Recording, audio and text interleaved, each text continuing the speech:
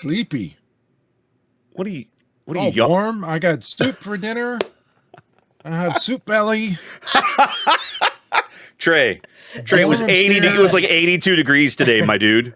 You talking about having soup belly? Come on, man. Come on. What's going on? Trey's getting ready for that. All right, so when the snoring starts at the 28-minute mark, we know who to blame. Got it. Excellent. Problem solved. Okay, here we go. Thank you for giving me 28 minutes.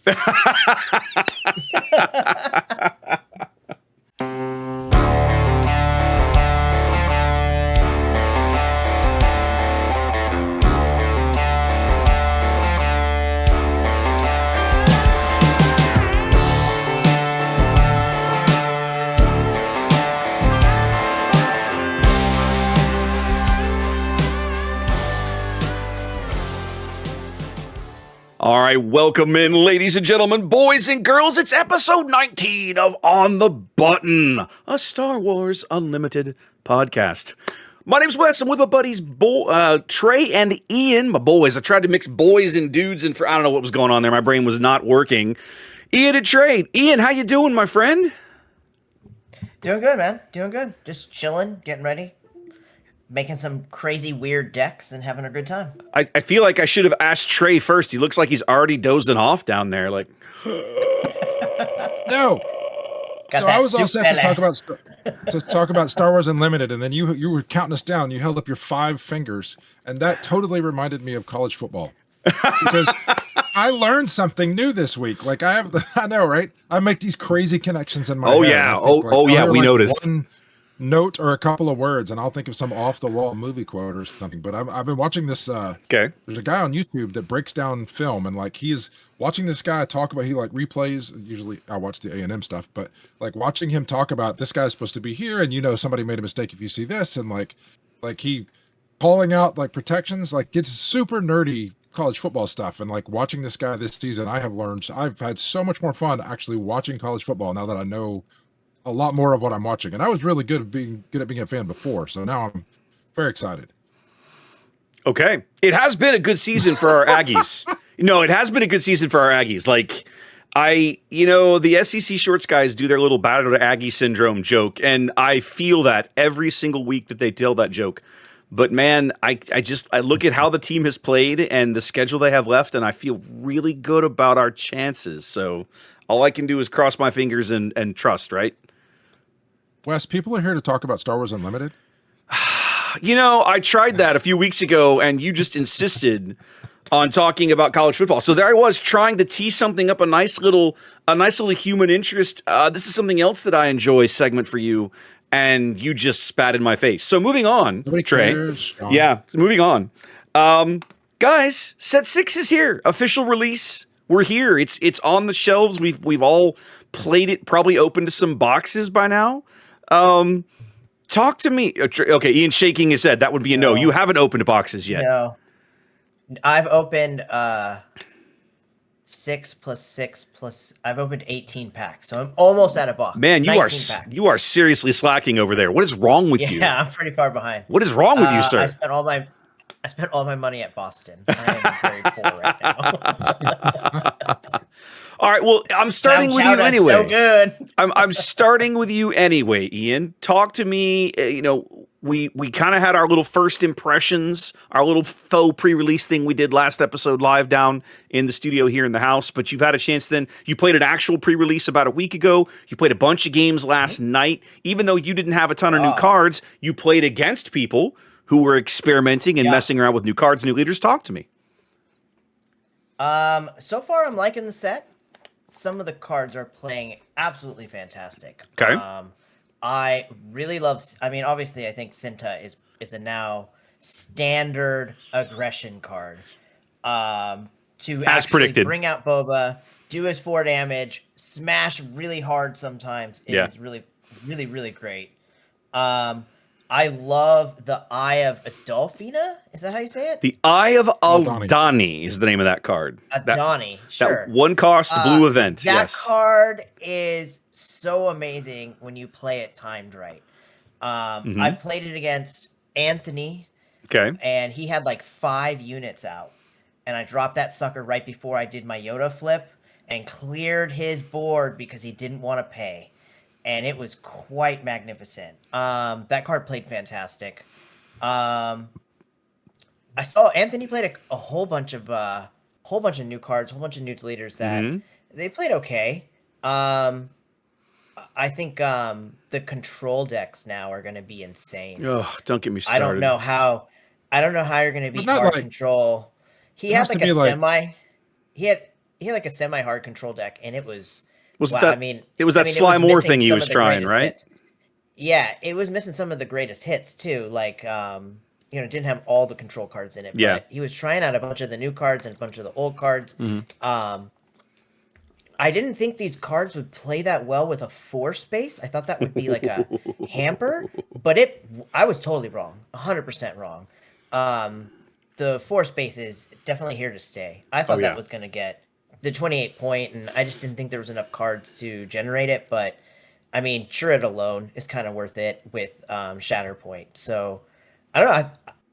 So far, I'm really liking the set. I think it's much better than I thought it would be, to be honest. Okay. Trey, where are you at? So I don't think this is true, but someone has told me that I was negative about this set at one point. They are correct. I do. I don't recall saying those words. I think it made. If you can find anything, I'm sure it's an AI deepfake. In fairness, we were all pretty down on the set after some of those early spoilers. I feel like they need to seriously evaluate the manner and order in which they spoil cards in a set. But that's a different conversation. Please continue. So I did. I had some strong words, and I cannot think of a time that I have been more wrong about a card game than this particular set. Because I thought like this had vibes of Twilight, and I thought we were going to get just another Twilight. And I can still feel a lot of the flavor of Twilight, and there are a lot of design flavor. I still feel like it was designed by similar people who have similar ideas of similar ways of expressing themselves through cards. But this set plays so well. I have had so much fun. I've had so much fun playing the cards. I have had so much fun. Like we went in last night with our open play. I hadn't made a single deck. I've been too busy to make a single deck, and I borrowed decks from West. I borrowed it from you. I borrowed multiple decks from Ian. I borrowed decks from other people, and I just had a ball playing. I had a ball playing cards in Constructed, and they play in different ways. That's one of the things that I think makes this set so much fun. Is it introduces just new ways to do things. Like Ian had some decks. I don't want to go into the decks just quite yet, but I just have had so many fun interactions. Like cards that I was super down on before, like the little scrabbly 3/3 Grievous that you pick up every turn. Like when somebody attacks it, like you repeatedly dunked that card. Yeah, because it's dumb. But it turns out that it has all these other uses that you can get out of it that are really cool. Yeah. And so it just it hit me from an angle, like just on its face. It's dumb to play a 3/3 for 2 that you then have to keep picking up and replaying, and all I have to do is crash something. And I'm not saying it's always good, but I've seen it now used in a couple of situations to do things that are really cool. I've seen somebody have to deal damage to themselves and just chuck it into Grievous, and then if you attack Grievous, all that damage evaporates when they pick it up. It works really well with Soulless One. Like you just play Grievous and then attack with Soulless One and get all those back so you don't lose the tempo hits. Like I've seen it used quite well. When I saw it used, people didn't. It was in a Twin Suns game, and nobody wanted to attack into it. Yeah. So even though we could have just attacked into it, it's a wasted action. It feels like. Yeah. So it may be different in Premiere. I might want to attack into it in Premiere, but when he can just immediately replay it with Soulless One, that was really impressive, and it doesn't cost them anything. So that it was a really wasted action. The list is long but distinguished of the cards that I thought were going to be bad, or they thought and then they still feel similar to how they felt when I looked at them. C-3PO as a leader, I think, is pretty fun. We'll get into that later, but I borrowed a C-3PO deck from Ian, and he handed me a box that had something in it, and I opened the box and it had C-3PO in it, and I looked at him and I was like, really? It's garbage? And then I had a ball with it. I had so much fun, and it played differently. It was just incredibly fun. So I doubt anyone at Fantasy Flight that makes this game pays a lot of attention to this podcast or to me and my thoughts. But for anyone that does, hats off, man. I was wrong and you guys were right. This is a fun set. I don't know how powerful it is. I don't know if it's going to like totally overtake the metagame and everybody has to play these cards. But I am having a lot of fun with these cards. I think it's going to be like Oh, I'm sorry, Wes. No, go. I think the set is going to be like Shadows, where there are cards that are just permanent in your deck from this game. Like if you're making any sort of Rebel deck, you're putting in Cassian. He's random in Shadows. That's what I think this set's going to be. Certain cards that just slot in. Nimic is a new staple. If you're playing red-white hero or you're playing like Rebel, Nimic is just a new staple rare in your deck, just as regular as Uncommon Sabine unit was out of Spark of Rebellion. It's just a staple card now. It's that good, right? That kind of thing. Yeah. Yeah, I'm enjoying the set so far. My pre-release events were a lot of fun. Some really interesting interactions between, and I think the mechanic that surprised me the most is Disclose. Plot more or less, because Plot functions like more or less like Smuggle does. It just has a unique trigger window. Plot works pretty much exactly like, okay, the impact Plot had was like, okay, yeah, I kind of figured this out because Smuggle works basically the same way. But the Disclose mechanics are really interesting because, they pointed this out on a couple of the streams that they did leading up to the set. They can potentially drive resource decisions, or you find yourself holding onto a card but unable to do the thing with it you really want because your deck is not feeding you the stuff you want. I had a pre-release where I had there's the green charged with corruption, the greed event that lets you disclose things and capture a dude, right? Capture. It's the green capture version.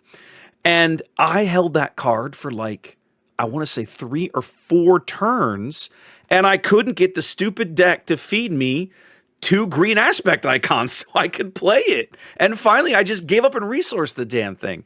And while that doesn't sound fun, it was because it's, you're playing the game. You're is that little random element. Is the deck going to give me what I need to make this work and all the rest? And so it just really, really interesting and unique card designs. The pre-releases were a ton of fun.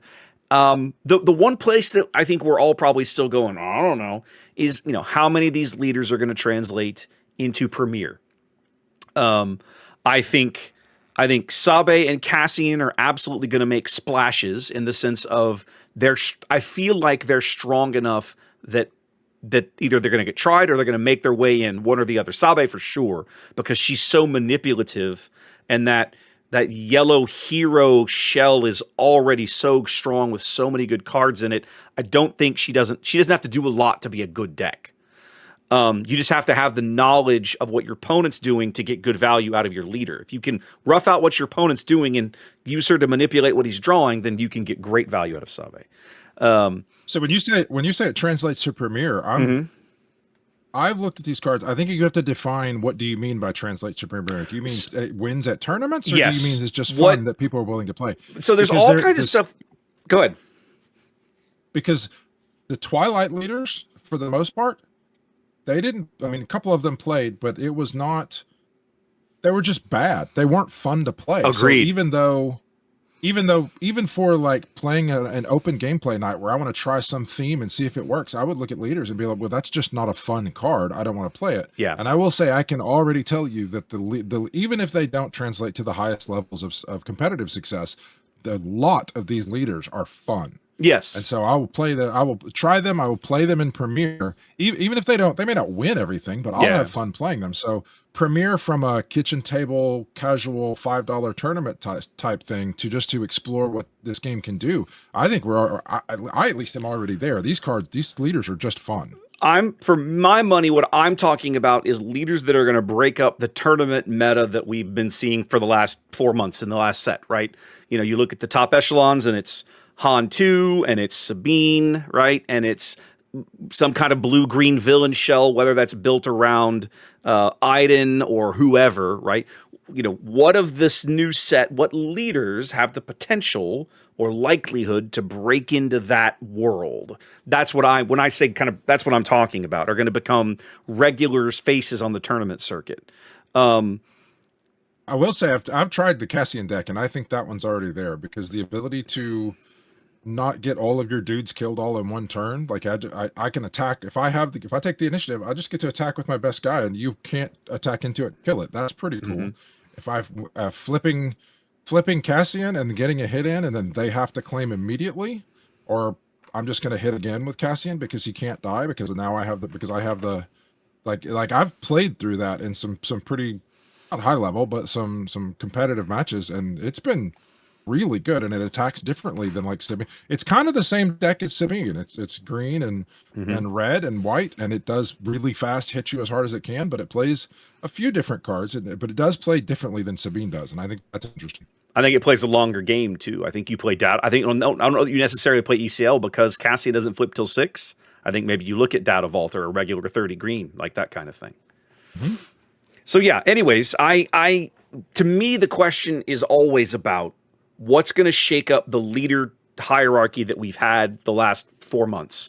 Twilight, for my money, failed to do anything this time last year when it hit the shelves in terms of that. So we had this we've talked about it before on the podcast, right? With this kind of stagnant period where the game basically went 8 months with more or less the same kind of things running around doing what they did. And it wasn't until JTL finally made a splash that things got shaken up.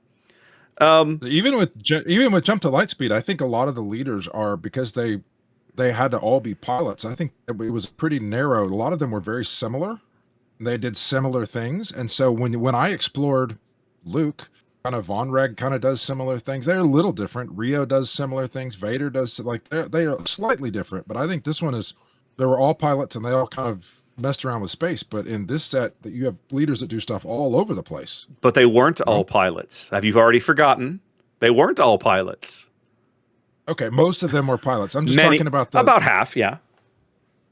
The swath of them that were pilots, or just the way that they were designed, it was all. A lot of them felt very similar when you played them. You were trying to do something cool with the spare sheep and then put a pilot on it it gave something +1, or I don't know, like Von Reg and Rio both gave something +1. They cared if it was a fighter or transport, but they're kind of very similar. Whereas I feel like in this set, the way you've got Jabba that like I want my damaged units and they're going to ping yours, or you've got C-3PO that's tapping things down. Like they all play very differently. Yeah. More different. As much as I love JTL, I think these leaders are more diverse, a larger cross-section of fun. Okay. I don't disagree necessarily. Fun. I don't necessarily disagree. I'm with you. I think competitive scale-wise, you're missing Palp. Chancellor Palpatine. New Palpatine. Strong. New Palpatine. Right. Okay. I think he'll make a big splash. I think control decks are going to be pretty great. Mm-hmm. And to cheat out resources at that point, and the control cards that you can cheat out with Palp are pretty amazing. Yeah, so I'll be curious to see. He's going to make a good splash. I mean, he's in the right color combo. He's in the right color combo. Yeah. I also think he possibly has the potential to be big in red for anybody who wants to lean that way as well, just because there's some really, really good red plot cards. I'm looking at you, Cinta, or Topple the Summit, or whatever, and he just basically says, I get a massive discount for playing this thing, right? So there's some other potential there, I think. I don't know that you'll see much of him in yellow, but there are whole new decks that you couldn't even build before, like with double yellow and a color with no white or black. Like that's true. You couldn't even conceive of putting those cards together to play before. Playing an on cost cunning with a red card. Yeah. That's just a whole new way to play the game. And that's really cool. We were having to remind one of our locals yesterday had built a DJ deck. What do you have it paired with? In red? It was red, wasn't it? Yeah. I think yeah. Red. Anyway, he had some hero cards in that deck, some yellow hero cards, and like we had to remind him, by the way, you have to pay the aspect penalty for not having a hero symbol. He was like, "Oh yeah, just exactly," because that's such a paradigm shift. Such a paradigm shift. That's the one symbol hero or villain that we've never had to even worry about. If you pick the right leader, you picked the leader that matched, you just went with it. But now if you play DJ, that's relevant. So on that thought, Trey, you played in some pre-releases. You obviously have some encouraging thoughts about the leaders you tried. Talk to me about your various pre-releases. Give me the quick version. So, well, there's no quick version of this. I'm going to talk for an hour. I played in a variety of styles of pre-releases, which I think is neat. I don't normally get to play in very many. I'll play in like the Dragon's Lair one, and then if I have one, I'll play that one, and that's kind of all I get to play in. Which is a traditional, just here's your box, go to town thing. Just here's your box, build it, play some rounds. Which I played a couple of those. I had a lot of good fun. I did have my own this time, which is I haven't done in a few sets. I was able to get a hold of some. I was able to get we talked last time about how I may not get the cards in time. I did get the cards in time. I was able to find a place to do a swap, and so I did that. We had people come over. We had the pre-release. It was great fun. Some off-brand, normal pre-releases. So we have a guy, Julio, does a build-a-box pre-release where you get a pre-release box and you buy a box and then you build a deck out of that. And I don't like he there's some changes that he needs to make to it, because it's just building a 30 card, getting a box and a quarter and building a 30 card deck out of it is too many options. I need some restrictions. That's just it's kind of unrestricted. I need make the decks bigger, make a singleton. They need to do something. And I floundered in that. I did open a showcase in that one. That was fun. So nice. Which showcase did you open? I vaguely remember this. I opened Sabe. Oh yes, I do remember now. Yeah. So yeah, I've opened. I got 4 showcases now. Oh wow! But I have opened a lot of cards for singles. But for my singles cards, I only opened 1 from that. The rest of them came from like just general playing. But it was okay. Julio likes to run a really high stakes event where you have all those cards, you build a high power deck, and then you play for carbonite packs. And so I think you won that one, didn't you? Were you split in that one? Yeah. So the last 2, the one for secrets and the one for this one, Ian and I have gone to those events for a while. This was your first time going to Julio's for that event, right? Right. That's what I was saying. I got to play in more this time. So yeah, this is my first time going to that one. And yeah, my very first one that I did was for JTL. And after that one, I was like you. I was kind of not sold on it.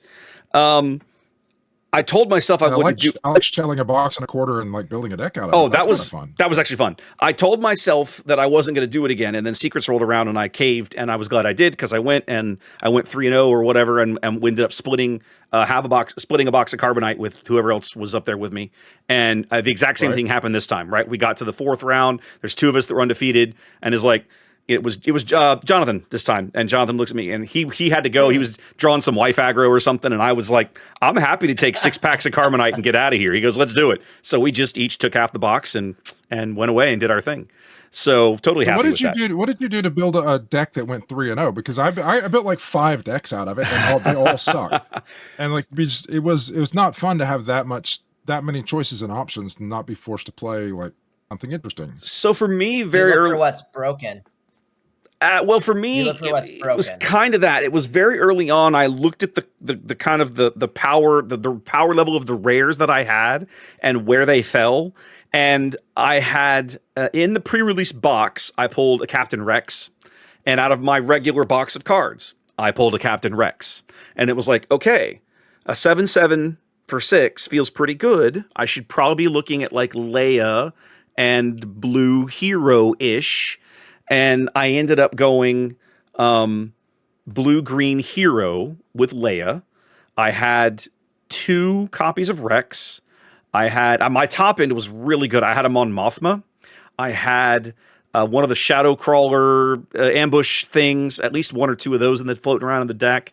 But even stronger, in my opinion, was my low end, because you've opened so many cards. I had 3 copies of Mina Bonteri and 3 copies of the little 2/3 restore 2 senator chump, whatever that card's, Chandrilan sponsor, I think is the name of that card. So I had a ton of cheap restore on the low end. My mid range was decent. I put in a couple of those 4-drop Nubian star skiffs, which also have restore on them. Oh, the star of that show, the star of that deck, for my money, the card that impressed me the most was the 6-drop hero. I think it's a 6-drop. It's called Renowned Dignitaries. It's a 5/6 overwhelm that when you play it, you heal 2 from your base for every official unit you have on the board. Oh, yeah, it's green. It's a green green. one. It's green. That card is yeah, that guy's good. amazing. That card is amazing in limited play. And I think I had 2 of those in there. And mixing and matching all of that. The trick with that size of card pool was it would have been very, very easy for me to not include cards to be able to trigger Leia's game text. So I had to intentionally work some things in and around and pull some cards out and put in some neutral stuff so I could trigger her game text. And it worked out pretty well. I got 1 in a million to fire 3 times in that event. I had 2 of those in my deck. Nice. That's really cool. Yeah, I've like that. That's another card that I just hated that turned out to be not as narrow as I thought it was going to be. It's not amazing. It's not amazing. I still don't think it's a good card. No, I had moments terrible. where I couldn't fire it, and I Yes. would like hold and do I flip? Do I not flip? Do I want to hit 1 in a million? Do I run it? It's not always good. Right. The struggle I I like that. There's something that's not always good. Yeah. Go. When you do that build a box event, Trey, because it is really fun. When you're opening your packs, you think about ways to break the game. Yeah. Right?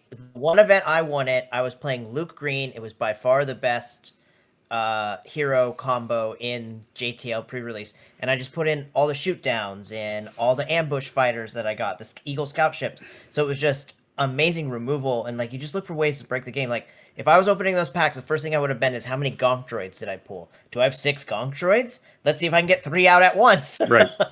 Some of the guys things like that. Like, so that's what you look at. A couple of the guys, what they were trying to do was they built Dedra decks that went because it's limited. There's no limit on the number of copies of a card you can put in your deck. You have a small deck, and you're opening lots of packs. So they had lots of It's like they go for like mass weenie deck, right? So it was all the little Warrior of Clan Ordos and all the little 2-drop 3/3s they could find. The Imperial Dark Troopers, and like the first round I played against a Dedra Green that ran my face over by aggressive negotiations on Dryden Voss, and he hit my base for like 14 or 12 or something, and it's like, well, there's the game, right? And then so I learned very quickly I needed to put some extra Sentinels in the deck, so I took a moment and swapped in a couple extras and ran that deck the rest of the day and did much better. So yeah, that's one of the ways, as Ian points out, is you can quote unquote break the game by using the lack of limited build restrictions and the larger than normal card pool to really pack a bunch of something into the deck if you can pull enough of it. All right. Well, maybe next time. But that's not the only thing you did. Only weird pre-release. Yeah, moving to the other end of the spectrum. Mm-hmm. So as much as I can see that, I can see there's maybe some potential in Build a Box. I would want to massage the rules.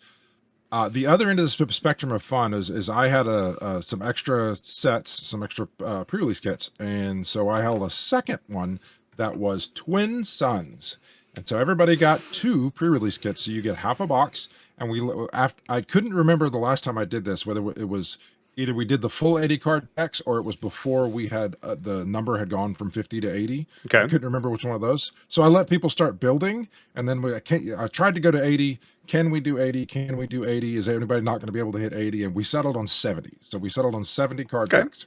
But it's still singleton. So if you open 6 Gonk Droids, you only get to play the 1, because that's part of what makes Twin Suns fun, is you just get 1 of every card.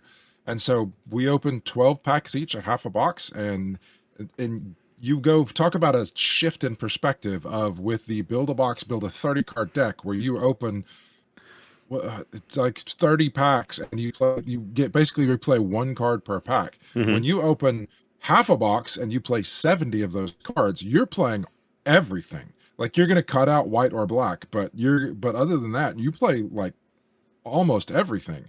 And so you have all these crazy cards that you'll probably never play again that end up impacting the game. It was amazing. It was so much fun to have. We played Twin Suns. I had ended up had enough people sign up that I had to break open. I ran out of kits and had to just start giving people 12 packs. And then if they wanted the new leaders, I would have just given them the new leaders instead of giving them the promos that come in the kits. So we had 3 tables of twin sons that were running. We ran 2 full games. There were not really any prizes because on the line because it's a casual format. Yeah. We just wanted to get together and play. But man, we had a lot of fun. I had some of the coolest, one of the coolest plays I've done in a very long time. So just to talk about this one play, I'm very proud of this play. So when I play twin sons, I like putting my opponents in a situation where it's they kill somebody, they heal for 5, and then I kill them or I knock them back down. So I let them use their big guy to kill somebody else, and then I have all my guys set up to go after them to try and take the win from them. Well, I had that done to me. And so the guy sitting to my right, he sets the game up and he ends up getting to a spot where now it's my turn to go, and I can attack the person across from me and kill him and knock him out of the game and trigger the final round, and I get to heal 5, but then he is just going to beat me down, the guy who put me in this position, and I'm going to lose because I'm not going to kill anybody. If I don't do that, it goes back around to him and he kills this guy. And so then he heals for 5 and I can't catch up with my guys. So I didn't care for that position at all. I'm not a fan of that one. I'm supposed to be the one that does that to people. So I went in the tank for a while, like trying to, can I do this? Can I do this? And then I like told him what he had done. Like he didn't tell me what he had done, but I recognized it. And I was like, that's not the whole conversation. That's what I do. You know, this is not what you're supposed to do to me. Trey had this real Walter White moment, apparently, is what I'm hearing. Oh yeah, exactly. I'm the one who knocks. You're in my shop, kid. You can't do this. So I go deep, and I'm thinking, and then like eventually it was like, all right, you got to make a play. And so then as I just gonna do something, I'm gonna get the kill. Fine, I'll get second. It clicks, and I have in my hand, I have the upgrade that when it's exhausted, you get Sentinel. Oh yeah. So if I could have taken 2 rounds, if I could have played that on my guy and then gone back around and then attacked to get the kill with that guy, now I can defend against me losing, and then I can take the 5 points away. But I couldn't get 2 actions. I said, hey, this is my pre-release. Can I have 2 actions? And they said no. In fairness, I would have told you the same thing. Please pound sand. So do continue. Yes, I am. But so I take that card out of my hand, and I played it on the guy that was about to die. I played it on his guy that was already exhausted, and so his guy that was already exhausted had Sentinel, and all it did was prolong the whole thing around. But I felt very, very clever at coming up with that and being able to play it and keep him alive. And I enjoyed that. Some of the other stuff in this pre-release, me and another guy that were there played it. I in playing this in limited, having seen how this works, I want to go build this deck in real Twin Sons. Is the new Jabba and Sly more. Okay. Ooh. So like when you I like where you're going. You Sly Moore has a big butt, so you flip her over and you flip Jabba over, and then you like attack with Sly and you hit something for 2, and then you hit it for all the damage that's on her. It's pretty impressive. Or like whatever you attack, like I attack with Sly, I kill something that has 2 health left that's exhausted, and then I run into your guy. Your guy hits me for a lot, and so then Jabba like does all that damage to something else. It was laying waste to the board. It was so much fun.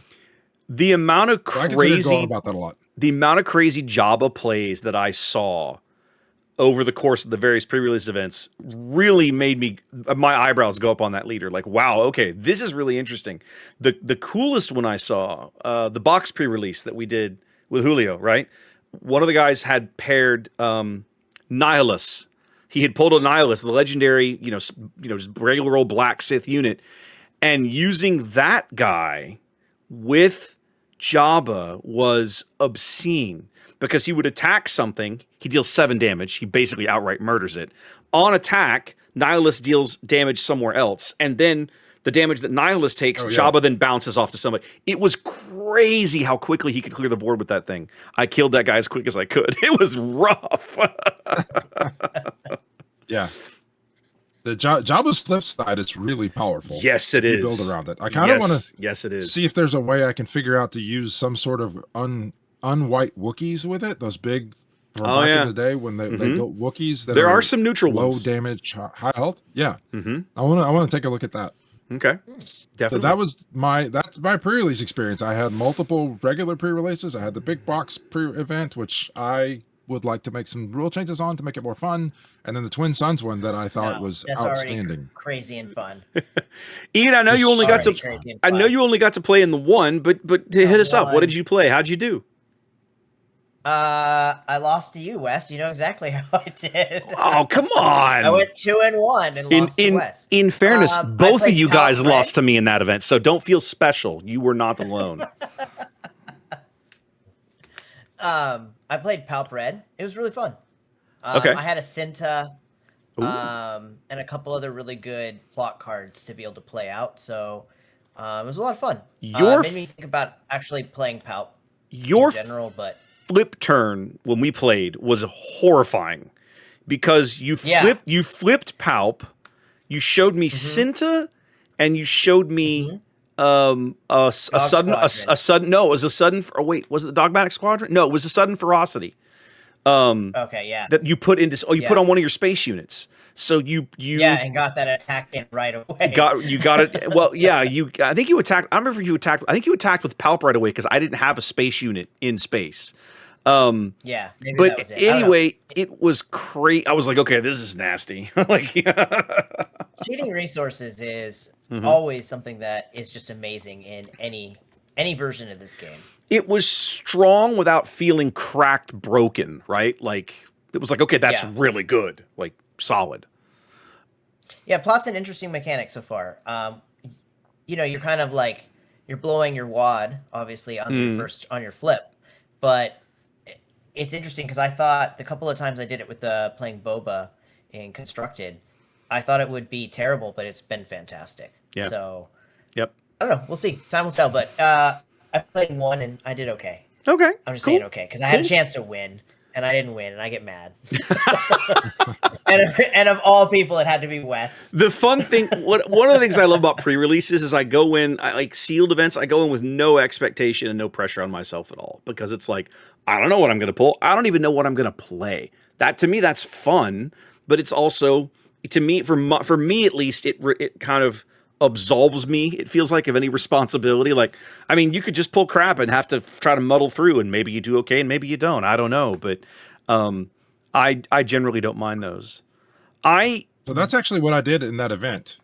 Was I pulled crap, and I was one of the things I wanted to hit on is I don't know that there is a definitive best leader for limited in this because I've played a different leader in every event that I've played, and they all have strong cards to go with them. Yeah. In that event, I felt like I had a terrible pool, and I was forced to go with Asajj. I played yellow in a limited event, and it worked out well. It was a little difficult, and I played. Isn't that the one I played Asajj? Asajj? Not Asajj. Sly. I get them confused. There we Sly go. Moore. Okay. You didn't play Sly Moore against me that day. You were playing Leia when we sat down. Yeah. Okay. I get they all run together. They all run together. Leia, I get it. I played Jabba. I played Sly Moore. I don't know. I played what's the one? Satine in one of them. Oh wow. Like, every leader felt like I had something I could do with it. I was pleased that I was able to play with yellow. That was fun.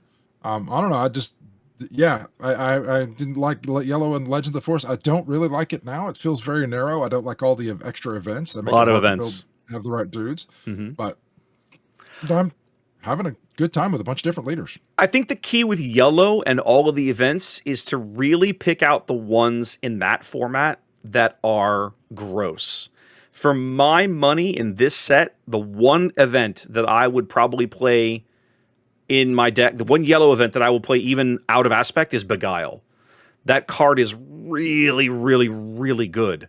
Which one is it? It's a 3-draw. I think it's a 3-cost event. Maybe it costs more. I don't remember what it costs. 3 or 4.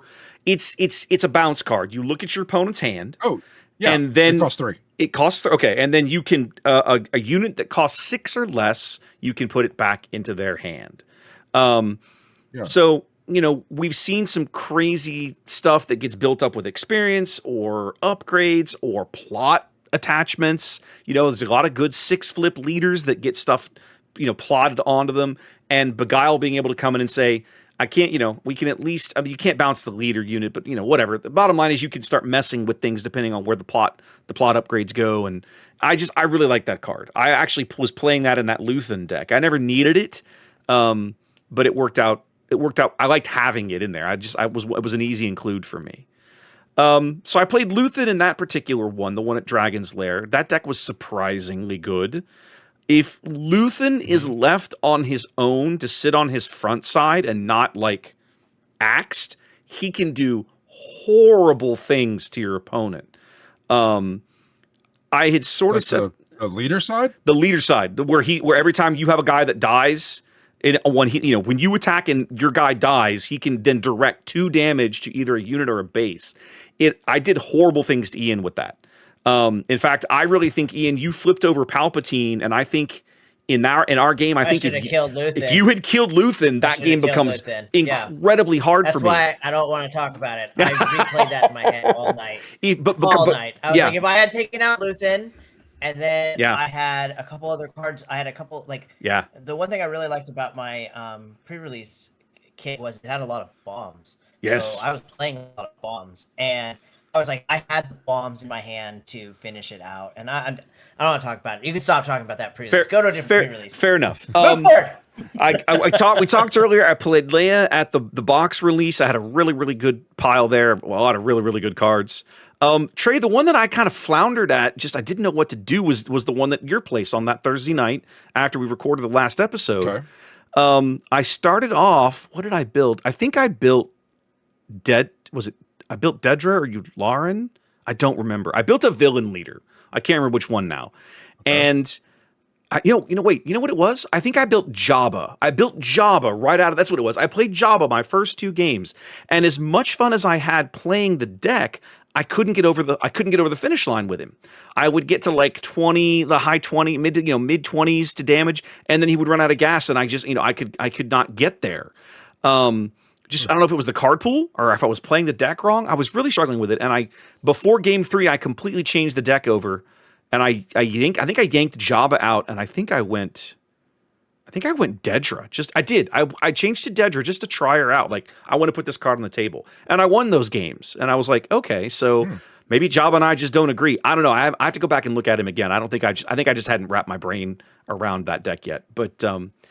The pre-release, the sealed format in this set is very, very good, guys. If you're considering limited events, limited PQs, there's a lot of limited PQs on the slate this year. There's one in Dallas for us, right, up in late January. Definitely, I would encourage you to try those and give those a shot, because the limited environment for the set, I thought, was really, really good. Which then brings me to the next natural topic of, okay, but now that limited is done for a spell, what are you going to build? Ian, you didn't have a lot last night, but you still came in with a couple of interesting decks. Talk to me about what you brought. Yeah, I brought some really ugly proxies. Is what you did. You had a lot of really nasty looking proxies, but that's fine. No one cares. It's just local proxy, whatever, man. 3 seconds. Yeah, that's how I felt. I was like, nobody cares. I need these cards. Yeah, it's fine. So I updated my Yoda, or switched it up. I moved Yoda to yellow. I feel it plays better in this set in yellow. Interesting. So it was green before, right? It was Yoda green. It was green. I was playing Yoda Data Vault. I think it plays better on yellow because of what's the name of the card? I forgot to write it down. What does it do? Let me look at it quick. It's the one where you exhaust 2 resources. It's called The Wrong Ride. Yes. The Wrong Ride. So I had a game I was playing yesterday where I started my Yoda flip turn by playing that. The turn before, I had played Eye of Aldani. So Eye of Aldani. Oh, this is nasty. Okay. I see what you're doing. Right? And then I take it. Anthony played another play. I took initiative.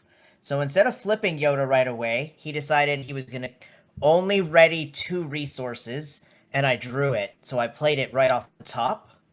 And that was fantastic, because now he's completely hamstrung. He's got no resources to play at all. And I'm flipping out Yoda, and I clear the board. And then before he can blink, I've got Yoda, Luke, and Emphas Nest on the board. And it's just game over at that point. Emphas is definitely game over. Yeah, it's nothing special, the Yoda deck. It's nothing special. It's just the whole idea behind the build is get to Yoda, right? Just outlast your opponent, get to Yoda, and then when you flip Yoda, you get a little more control and you can finish out the game with the bigger bombs.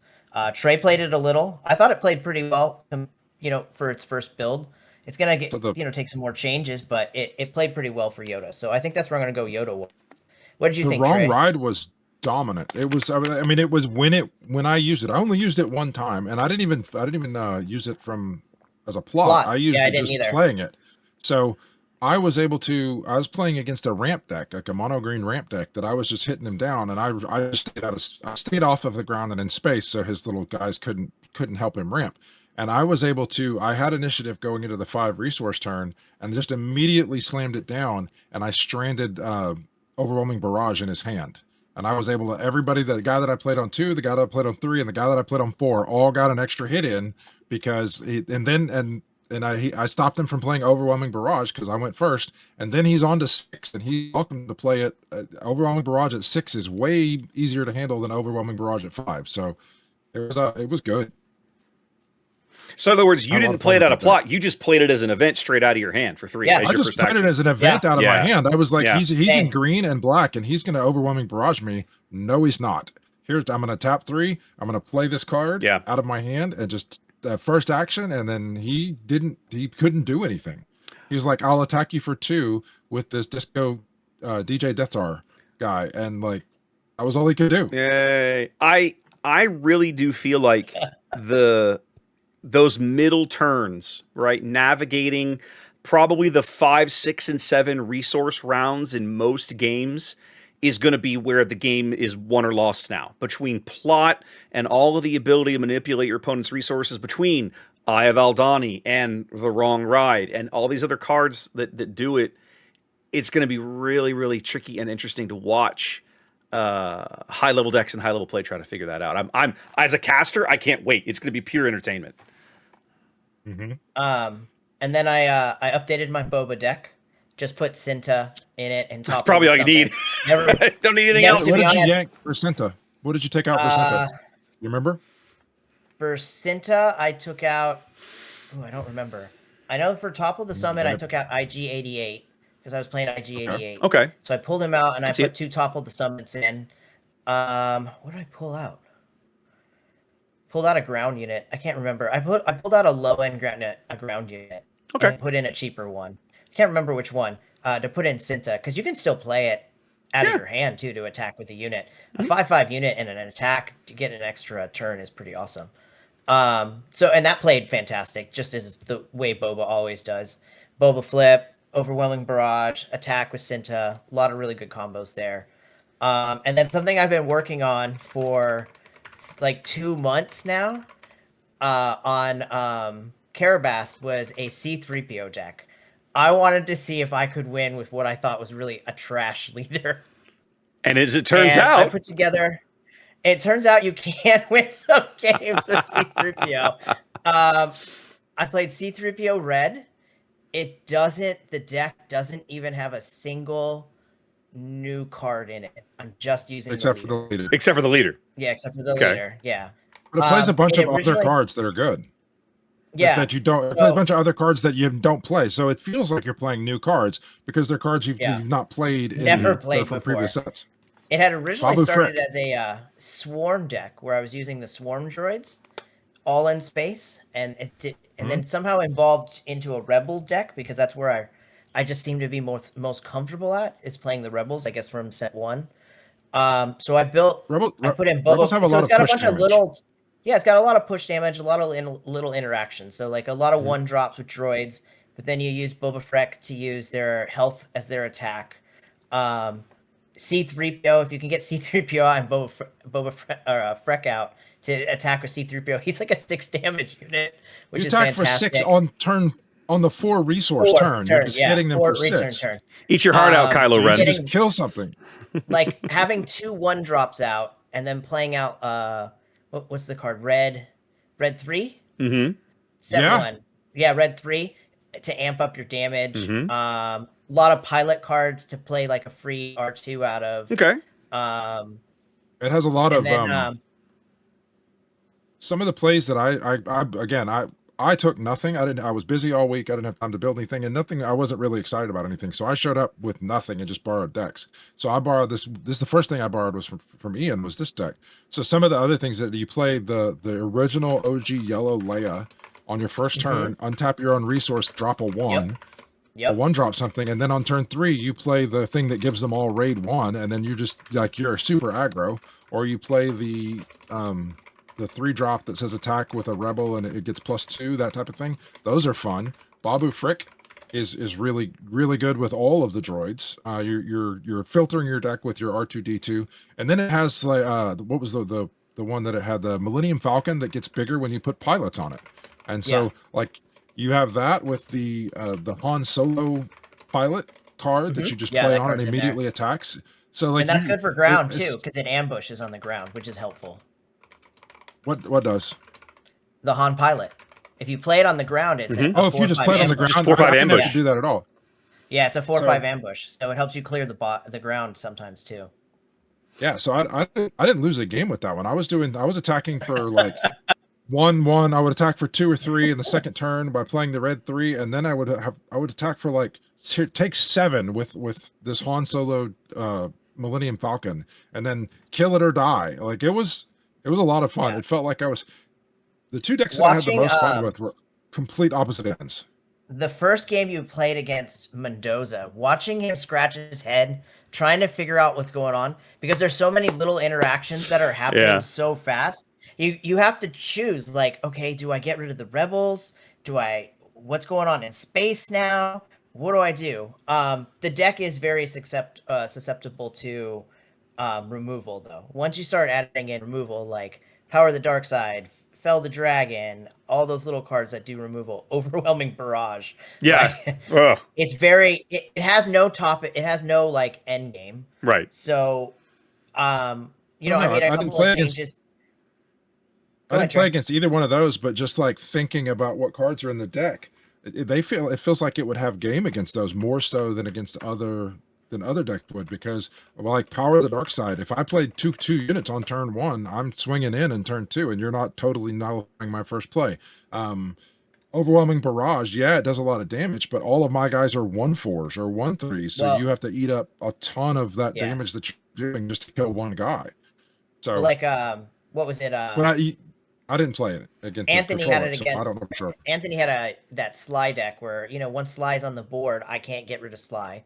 I have nothing on the ground that can do 6 damage, and she was just attack, and here's 2 damage to this tiny unit that dies, and attack. Here's 2 damage to this tiny unit. So it does have some, it's not perfect yet, but I think it's going to get better and better as I play it. But it's a hell of a lot of fun to play. It may be stupid and trash, but it's so fun.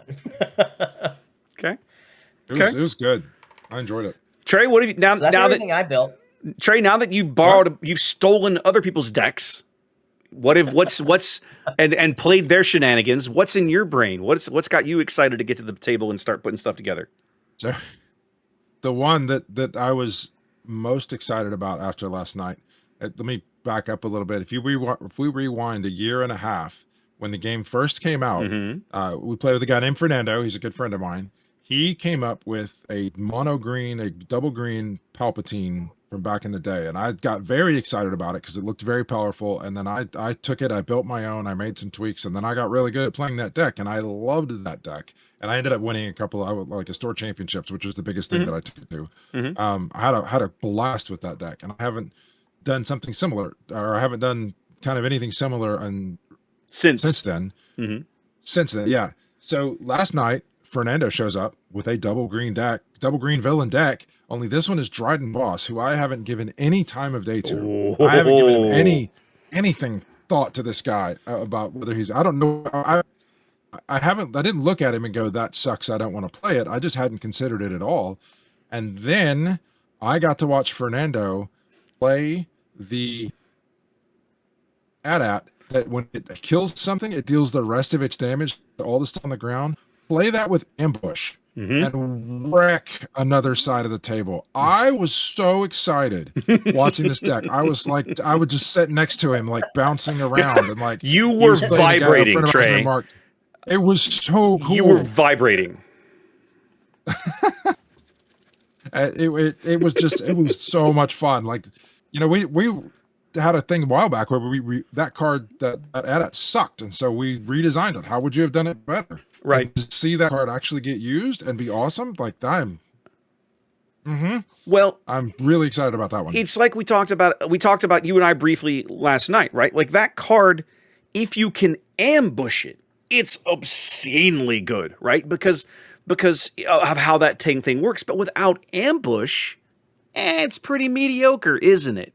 And it's subject to some kind of junk removal spell, like a Fell the Dragon or whatever. Like you may never actually get to attack with it.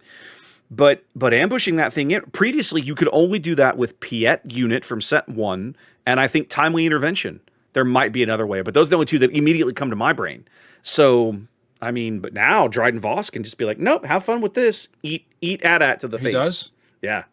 And then he has the plot First Light, the giant spaceship that has an ambush card. that when you kill something, card. you draw cards. Mm-hmm. Oh, just slapping down. I watched the guy who was playing against Mark was playing what's her name? That's Talzin Red. That was his Talzin Red. Talzin Red. Dude, yeah, Talzin Red deck's pretty good. Good deck. And so I watched Fernando slap down this guy and like wipe the other guy's side of the board, and then he killed your but it took a lot of damage. So then he lost his AT-AT. It died. He lost his giant unit, and then he just went draw 2 cards. Here's another giant unit, and then the other guy dealt with that. Draw 2 cards. Here's another giant. It was just laying down incredibly large unit after incredibly large unit and running the other guy out of answers, and it was awesome. It was so much fun to watch. So that's the one that I'm most excited about. Okay. I have a bunch of other ideas. I had conversations last night. Things like the Han Solo, I think it's from JTL, the one that when you flip him, you get to untap a bunch of resources. He's going to be so good. Plot. Yeah, it's obscene how good that is. With plot to do multi-plots. Yeah. That sounds fun. We're all going to get sick of seeing him because that's going to be a very popular and a very strong deck, just because of the way the plot mechanics work. If he draws into the right plot cards and is able to resource them and have his big plot turn, it's going to be massive. One of the ones that I didn't see anybody play this, but I just was kind of perusing. It would be interesting to me to see what Wat Tambor can do with spies. So the Twilight guy, when something like your spies just die all the time and you make them cheaply, and so using Wat's +2/+2, that seems like it would be a good kids play, an effective thing.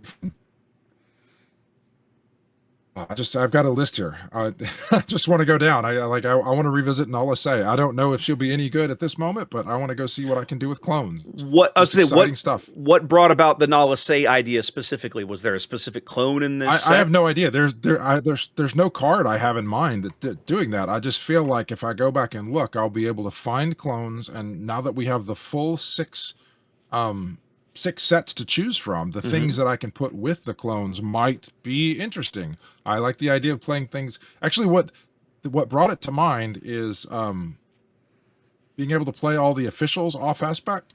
Yeah. With what's her name? Mon Mothma. Just Mon Mothma. The concept of playing off aspect cards without paying the penalty is got my juices flowing to. Well, I wonder if I can, now that I have the full 6 sets to go pair with all the clones, I wonder if I can do anything exciting with that. Okay. I like the idea. So, yeah. I like the Wat Tambor deck. Remind me, and I'll send you a link, because one of the decks that I have long wanted to attempt and have been trying literally since the card was printed is Moff Gideon. Right? Moff Gideon wants to work off of an army of smaller units, right? 3 drops or less. When they printed Captain Enoch in the last set, I remember thinking, is there a way to engineer this with troopers to where the troopers get into the discard pile and then Enoch becomes decent and gets overwhelmed and all this stuff? And the answer was not really. But now with spies, between spies and battle droids and all the other ways to generate token units in green, I feel like there's some juice there with Gideon. And I need to have a look at that. I've actually got a list that one of the guys over on the KTOD Discord was messing with, and I stole a copy of that deck, and I'm going to look at that. So I'll shoot that one to you. Maybe it plants some ideas for you for your Wat Tambor thing. Nice. All right. I built a few random things kind of in a big rush on Monday night. Piet Data Vault has been kind of a pet project of mine for a while because I think Piet in double green is solid. I didn't have great games with it last night. Not that 3 games is a massive sample size. The 2 cards that really went into that deck to kind of change it, in my opinion, are the Dark Trooper and the Gonk Droid. Because now suddenly Gonk. Because now Gonk and Piet can produce ridiculous possibilities if you can draw one in your opening hand, which of course I never did. But the point remains that with the right cards and the right line, that can be a far more explosive deck than you would typically expect. And my version of that needs some love and some work. I was really struggling with draws last night, so I was talking to Trey maybe I need to put Prepare for Takeoff in this deck after all. So we'll see where that lands. But yeah, that's a passion project of mine. We'll see where that one goes. Do you guys remember back at Gen Con, we talked briefly about it. There was a Lando Tarkentown deck that did really well at Gen Con over the summer. Old Lando from set 2. I remember when they introduced Plot, I remember thinking, I wonder if Lando can abuse Plot the same way that maybe Han could, JTL Han can. Last night, I did not have good games with him. That deck is way more challenging to play than I realized because there's so many good smuggle cards. That you have to kind of constantly remember that they're there and factor those into your turn and remind yourself that you can play them, below curve but you're costing yourself a resource, temporarily, you're having to burn a resource. I need more reps with that deck. I'm not convinced that Plot is going to be a mainstay in that deck, but I like the possibilities of it. And I really do feel like Wrong Ride is a really good card in that deck to mess with your opponent while you're trying to throw your weenie hordes at him. So we'll see if that one goes anywhere. Probably not, but it was fun to try. What else did I build? Barris Blue is one that I've been just wanting to build forever. I finally got all the cards together to do it. It wasn't until a few weeks ago that I managed to get my third Vader from JTL. So finally, I had all the cards. I put that deck together. I only got 1 game into it with Ian, and it wasn't a great game. There's a lot of I didn't play a lot of Force decks in LOF, and there's a lot of nuance to sequencing things correctly to make sure you have the Force token at the right time. And I absolutely borked it in our game, which 100% cost me even a chance at even staying in the game. In the end, he had the cards in his hand, and it wouldn't have mattered either way. But I was kicking myself, if I had sequenced this correctly, I could have done this thing, and then it would have been another round before he killed me. That kind of thing. But that's the kind of that's just some of that is deck building and some of that is reps. I think the trick for me for Barris, and I was telling Ian this last night, is going to be trying to figure out what events is it you really narrow it down to make that deck solid one way or another. What are they going to look like? I think Shin Flurry is a lock. I think now there are 2 of them is a lock.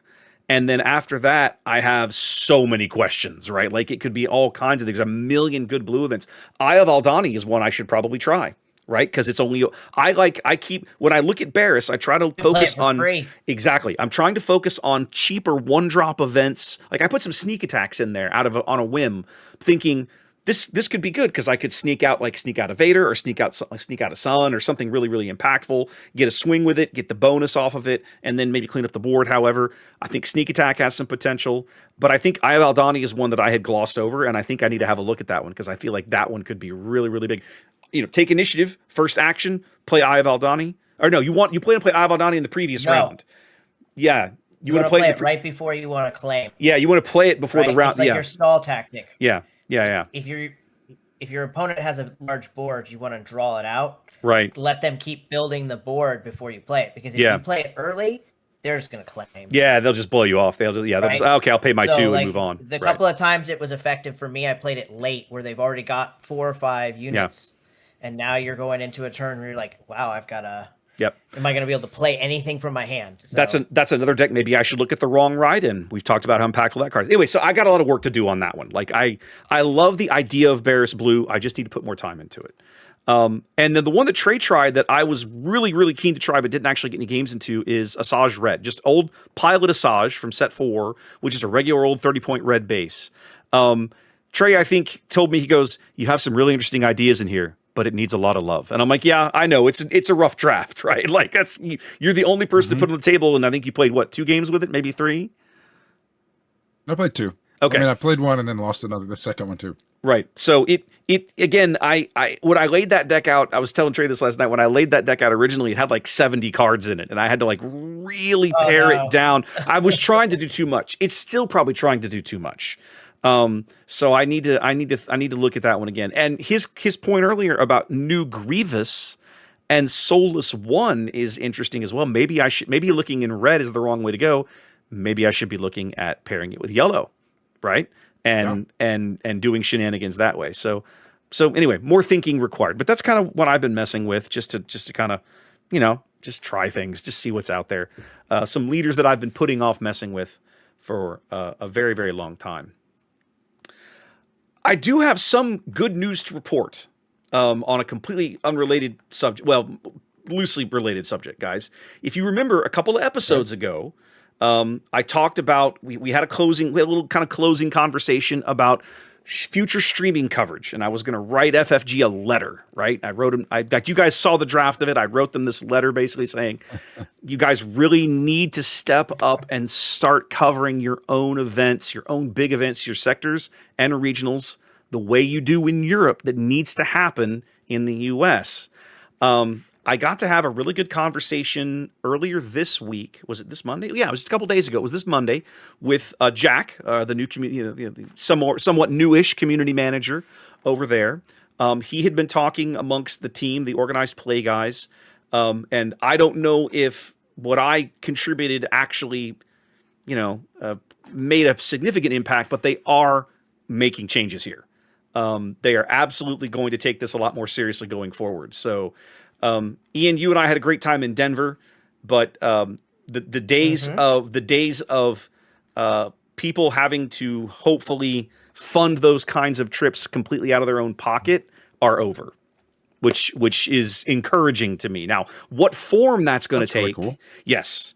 What form it's exactly going to take, I think, is still up in the air. He shared some things with me that I'm not. He basically said, "No, don't spread that around just yet." I'm like, that's fair, because they're still getting a lot of things figured out contractually in the background. Don't share. You're on a podcast that people listen to, and he said, "Don't spread that around." No, the part that I just shared, I specifically confirmed I could talk about. Okay, but there are other things. There are other things, goals that they have set, like things they are trying to do that because they're not firmed up, locked in stone yet. He was like, this is where we want to be, but because we're not there yet, don't let us work on it. And when it's formal and finalized, we'll announce it and let everybody know. And I'm like, brilliant. I'm just glad to know that they're taking it seriously and progress is being made. So kudos to them for recognizing this. Maybe not grainy sectors this time, yeah? You should not have that problem again. Let's just put it that way. That'd be great. Yep, that would be good. That would be good. Can I ask one question? If you can't answer, that's fine too. Ask away, and I will let you know. Raptor in any of those plans to do any streaming, or is that at this moment? At this moment, the answer is no. Okay, I'll just answer it. The answer is no. Okay, I can't cover Arizona, and they have different plans for Milwaukee right now. So that's all I'll say. We'll see where it shakes out after that. Okay. Yep. Cool. So I got 2 things. Bring it. We're starting to wind down the episode. The first one is I've been doing this podcast for a while now, and I haven't really pimped my website that I sell all this stuff on. And so you sell singles. What? I sell singles. I have a bunch of singles open for this set and older set. I have sealed product. So if you're interested in doing business with somebody on this, what? Don't forget about your awesome proxies, by the way. Oh my God! Those are exclusively through Etsy.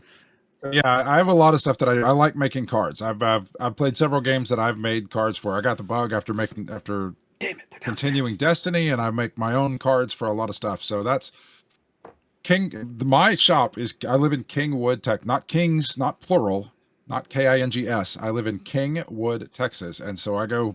I have a shop called Kingwood Hobbies, and so I have an Etsy presence, I have a TCG Player presence, and then I just have KingwoodHobbies.com. If I will. A secret is that if I get an order if I have one card and I get an order on TCG Player and I get an order on Kingwood Hobbies, the person at Kingwood Hobbies gets the card. So if you want, I'll sell them both. And if it's only ordered through TCG Player, then I'll send it to you. But if I prefer the Kingwood, the website, kingwoodhobbies.com. I do all the singles. I have thousands of singles. I lots of stuff. So if you're looking for some cards or some sealed product, carbonite, regular product, go ahead. And I'm not good at advertising. I want people to just think I'm cool and like doing business with me and do businesses. So I'm going to fumble Shop my way at through Kingwood Hobbies. Yeah. We'll there's work that. on we'll work on getting you some commercials made before the next time I cover a I'm not PQ. good at, yeah, it's way better. The second one that Ian was talking about is I like making like alternate versions of leaders, and I've got 8 new ones for this set. I made a bunch of tokens. I made spy tokens that Wes cool. likes my spy Oh tokens. my god, the spy tokens are amazing. Guys, okay, I am a child of the 80s. I remember Mad Magazine and Spy versus Spy. And Trey has made the most beautifully simple, gorgeous looking little spy versus spy tokens. White spy and black spy, right? And they are wonderful. I love them. They're amazing. Perfect. Yeah. Thank you very much. I couldn't for the spy tokens. I couldn't really settle on like what do I want to do for spy tokens. So they're all over the place. They So are all the over the place. One side is the spy versus spy. The back is some custom art I had made for some spies. I have a whole other set of spies that use like Perry the Platypus and Black Widow and a whole nother piece of custom art. So I have a lot of spies to choose from. But if you're interested in checking out the alternate art stuff that I do, I usually will post it to the Facebook group, and you can just take the art that I have there and print up your own. Or if you want, I make really high quality cards myself. So if you want those, I have those. The printed versions of them are up on Etsy, also under Kingwood Hobbies, because that's kind of me. The best part of those is they're waterproof. They are waterproof, and they don't. Yeah. You can't. You might be able to crease them if you try hard enough, but you got to work at it. It's a synthetic material. It's a synthetic material that is durable enough that I don't even put them in like hard plastic shells to mail them. When I mail them to people, they just go in a sleeve and go in and they show up perfect. Yep. But yes, they are waterproof. I tested that when I first started making cards. I like printed a card and just left it in a glass of water overnight, and it was still perfectly fine. Yeah, so I do that. Yay, that was an ad for me, and I'm terrible at it. That's okay. I'm happy to let you do that. Go ahead. The second one is a thing that came out today, which I think is super cool, and I've just started playing around with it a little bit. It's called swuniversity.net. So it's SWU University, but there's only one U. Yeah, it's swoon. It's literally swooniversity. Yeah, so SWUniversity. That's the way to do it. It is just like a trivia thing. Like it's got multiple play modes. You can take a quiz where in Padawan, you choose a Padawan mode. And then I just click the button. It says player A controls Snowtrooper Vanguard and has 1 damage on their base. Then they play General Veers leading the assault. What best describes what happens next? And it's just got a series of things that might happen. And you choose one and submit an answer and it tells you what it is. You just kind of go through and like, it's just a fun and interesting rules. Or I know one of them was I did one of them and it showed me a card and it said one thing about this card is wrong. So like, is the cost wrong? Is the subtitle on the card? Like you just have to know your cards. This one, is it IG 2000 that deals damage to 3 different units when it comes into play? There's the spaceship, and their version of the card said it deals 1 damage to up to 4 different units. And so I had to know that it dealt damage to 3, and I was able to get that one right. This is just a really interesting, and it's well put together. I just saw this today. Somebody posted about it on Reddit. Just if you're looking for a clever way to pass some time where you're not actually playing the cards against other people, you're just kind of reveling in the product and the cards and the games and the rules, swuniversity.net. So fun fact, the guy who put that website together is a fellow content creator. His name is Mobius, Mobyus. You can look him up over on YouTube. I'll put a link to his YouTube channel in the show notes that go with the episode description. He does a recurring regular thing on his channel called Do You Know SWU? Where he brings people that's one of the play modes. That's exactly right. Where he brings people in and shows them a card that he has supposedly doctored, not always, in some way, and he has restrictions. He's like, I won't change. Devious. It is incredibly devious, but usually he tells you I won't. There's two restrictions. Like he won't change like the number of the card and the artist. I think those are the only two things he won't touch. Like he's like everything else is fair game, and then he challenges people. Can you figure out what's wrong with this card? And he brings in fellow content creators. When he went to Galactics, which was the last place I saw him, he went around and worked with 3 of the game developers and challenged them to this about their own game. You'll be glad to know they were all damn near perfect. They were all like 9 to 10 points on a 10-point game. So it was a lot of fun. It's a really unique thing he does on his channel, and a really fun thing. Definitely check him out. Throw him a follow. Yeah, this is a cool website. It is. It's a neat thing. I almost think it's actually not a terrible place to kind of do a little, am I really ready for judging? Have I got my judge brain set where it needs to be before I take the judging exams and all that kind of stuff? There's some really interesting brain bendy questions in there. A couple of them remind me of that ridiculous math category. Remember the Swoo Jeopardy thing we did a while back, Trey? Right? That math category that I just hated. Ugh. There's some stuff in there that reminds me of that. So one more thing, a couple more things, odds and ends, guys. This weekend, right, is going to be the first big tournament of the new set. The Battle for Beatle is happening in Atlanta, Georgia. The Bothan Network guys are doing Beatle 2. They did their first one, I want to say back in March. But Frank and crew and the rest of the Bothan Network guys are going to put on a fabulous event at Cards HQ, which is, I believe, in Marietta or just to the northwest side of Atlanta, Georgia. A lot of that is going to be streamed. They're going to have a big, I think it's like a 6 or an 8K event. They're going to have a big 3v3 tournament event. At one point they were trying to sucker us to come out there and play in the 3v3 event, I think, at one point. And unfortunately, obviously, we're not going. But guys, you should definitely check that out. I'm pretty sure it's going to be streamed on the Blonde Sabine channel. I'm pretty sure McClunky, I think Tim and Claire are going down. I'm not positive. I'll double check and put some streaming links for Beatle in there. But yes, definitely check that out. And go if you're looking for some swoo and to see what folks are playing out of the new set, go check that out this weekend.